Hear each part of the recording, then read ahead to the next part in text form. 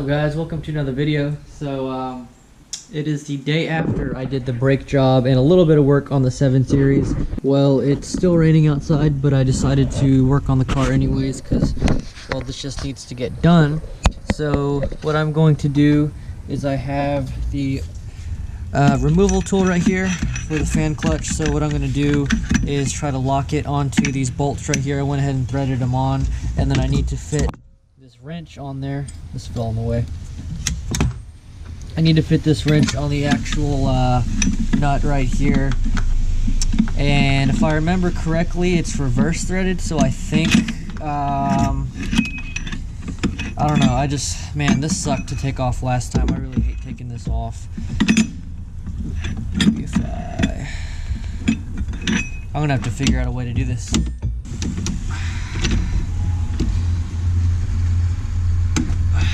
I get it. I think I just got it.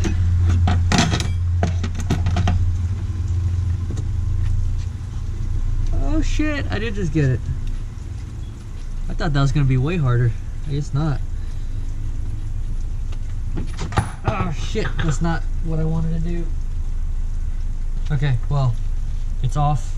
So that actually went rather well. So now the fan clutch is off. I can go ahead and remove the pulley properly and start removing the water pump. That crank pulley's gonna suck. I gotta see if I definitely don't have enough room for an impact right there. So if it comes to it, I might have to take the front end of the car off.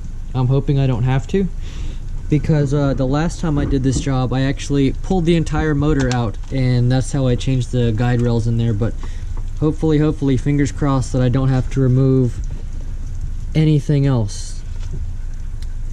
The radiator might not be that bad. This is actually a new radiator, so I might remove this just to make some room. But alright, just a quick update. Okay, so I've made the executive decision to go ahead and pull the radiator. I just got a new tattoo on my arm, and plus I don't want to be scraping both of my arms up when I'm trying to remove the crank and all these pulleys and the water pump. I feel like it's going to be easier, and I'll probably have like an extra 2 inches of room right here. This is about 1 inch. No, yeah, probably about 1.5 inches, 2 inches of room. So I'm going to pull this off, and I'm going to leave it connected to the radiator, because I remember this hose right here and this hose right here sucked trying to take off, so it's already disconnected here. I'm going to disconnect the, is this the inlet? I'm not sure. I'm going to disconnect it from the water pump. That's what you need to know. And then one more down there.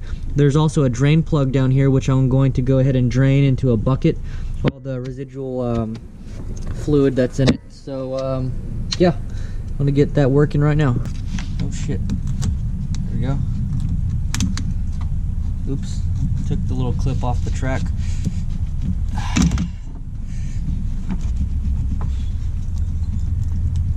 Just gonna carefully wiggle this out. Ah, my glove got stuck. Camera's falling. Alright, that's out. You can use a pair of needle nose pliers and pull this retaining pin up. There we go. Retaining pin is up. I think there's actually going to be some coolant that comes out of here. Yeah, there's definitely going to be some coolant that comes out, because this is the low point of the radiator, so I'm going to throw a bucket under there just in case.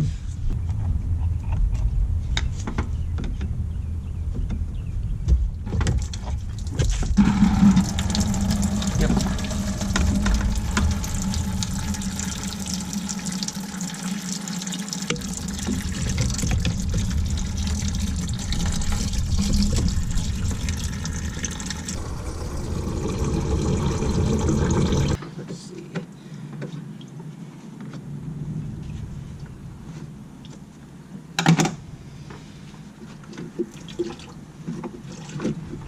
This should wiggle right out.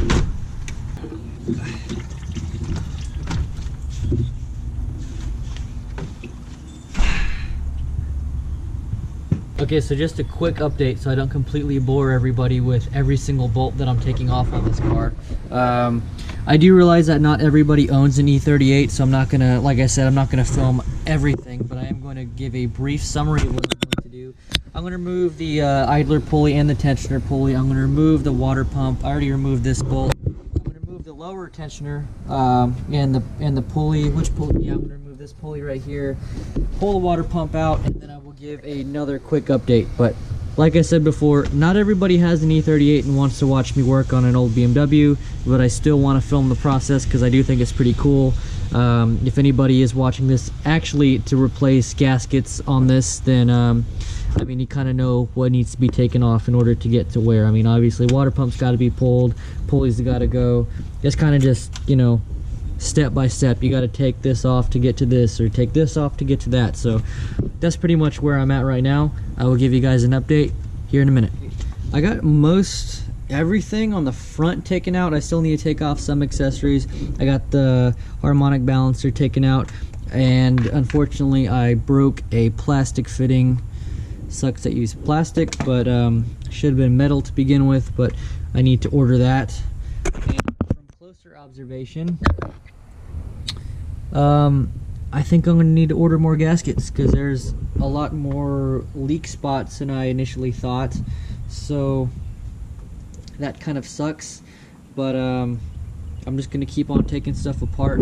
It's, you know, it's coming along, but it is what it is, guys. It's going to take a little bit of my time to get all this out, but it's getting there. I think now would be a good time to go ahead and drain the oil. So I'm going to go ahead and drain the oil and jump back over here and take off this tensioner right here. And then to be honest, I think I can go ahead and start taking off these crankshaft position sensors. I loosened those up the other day, so those can come out. Whatever this, I don't know what these sensors do, but these have got to come out. What do those sensors do? I'm not sure. Not exactly sure. But these sensors are going to come out right here. Oil going to be drained, and then I guess this line that I broke, I think this is this is a water-cooled alternator. So the cooling system circulates through the alternator and it cools it, which I think is kind of dumb because before in the 97 models it was air-cooled. Whenever I had my 540i, it was air-cooled.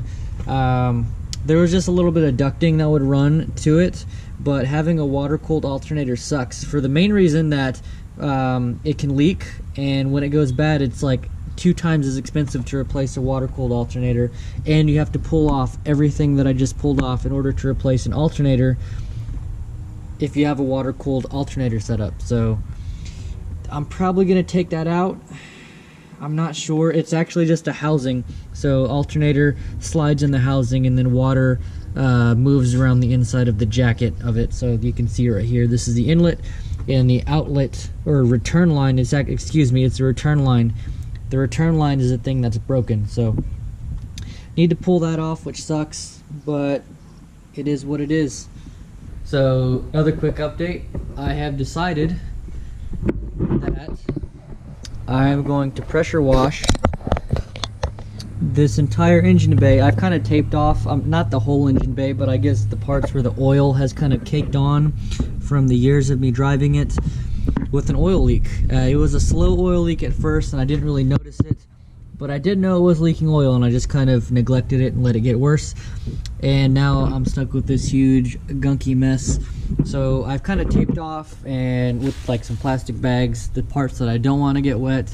I haven't taken apart any oil sensitive components yet, so before I do that, because I was actually about to drain the oil and take off all these little sensors and everything, but I decided I'm gonna go ahead and pressure wash it first so I don't have to get all that nasty shit on my gloves and my hands and my clothes. So that's what I'm about to do.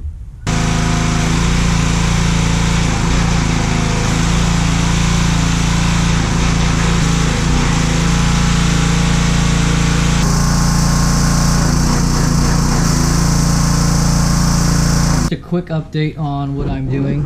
So the 740 is drying.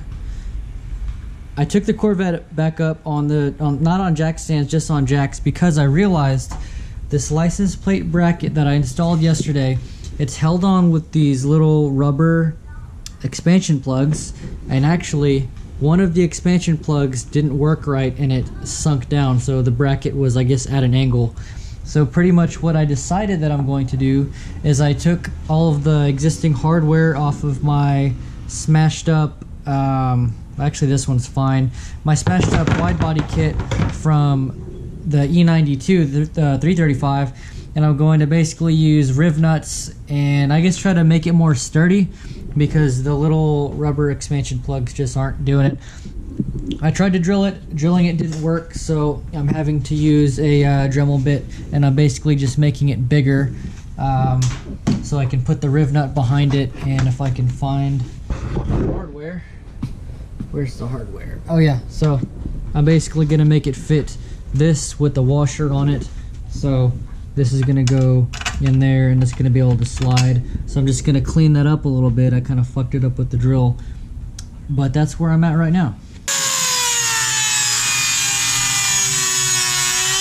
Alright guys, well I actually put the car cover back on the 740. I'm going to have to resume this at a later time. I did however fix the sagging license plate bracket or retractable bracket on the Corvette, so that's all fixed up, but I got to go clean the monkey's room and I don't feel like working on the 740 anymore, so stay tuned, I'll be back.